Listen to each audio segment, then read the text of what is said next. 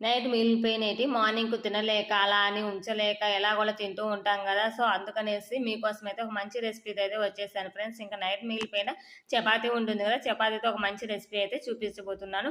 ఇది వెయిట్ లాస్‌లో ఉండేవాళ్ళు గూడా రోజు ఒకటి తిన్నారంటే చాలా బావుంటది. పిల్లలకి స్నాక్స్‌గా గూడా యూజ్ చేయొచ్చు.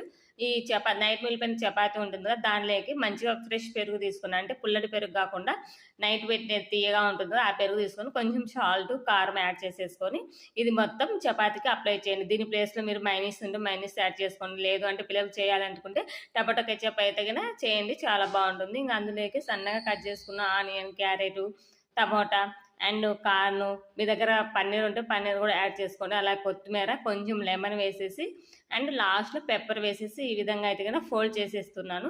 పిల్లలకి స్నాక్స్ కూడా మనం పెట్టివ్వచ్చనండి. బాగా ఎంజాయ్ చేస్తారు. టేస్ట్ అయితే చాలా బా వచ్చింది ఫ్రెండ్స్. ఇంక ఈ విధంగా ప్యాన్ పెట్టేసుకొని అందులోకి బటర్ రాసేసి ఆయిల్ కాకుండా, నెయ్యి కాకుండా బటర్ రాయండి. అప్పుడు మనకు టేస్ట్ అనేది బాగా వస్తుంది. టేస్ట్ గాని, ఆ ఫ్లేవర్ గాని చాలా బావుంటుంది. ఇంక ఈ విధంగా 2 సైడ్స్ అయితే గనక మంచిగా ఫ్రై చేసుకోండి. కొంచెం క్రిస్పీగా ఉంటుందనమాట. అప్పుడు వేడి వేడిగా మనం ఇది కట్ చేసుకొని తిన్నామంటే ఇంక ఏది అవసరం లేదండి. వెయిట్ లాస్‌లో ఉన్నవాళ్ళు కంపల్సరీగా ఒక రోటీ తీసుకున్నారంటే ఫుల్ అయిపోతుంది స్టమక్ అనేది. మన పిల్లలకి యూజ్ చేయాలి అనుకుంటే గనక టమోటా కెచప్ అయితే గన మైనీస్ గాని అలా యూజ్ చేయండి. పెరుగు కాకోకుండా. స్నాక్స్ కూడా చాలా బావుంటుంది. అసలు నేనైతే గనక చాలా బాగా ఎంజాయ్ చేశాననమాట. ఫస్ట్ టైమ్ ఇలా ప్రిపేర్ చేశాను.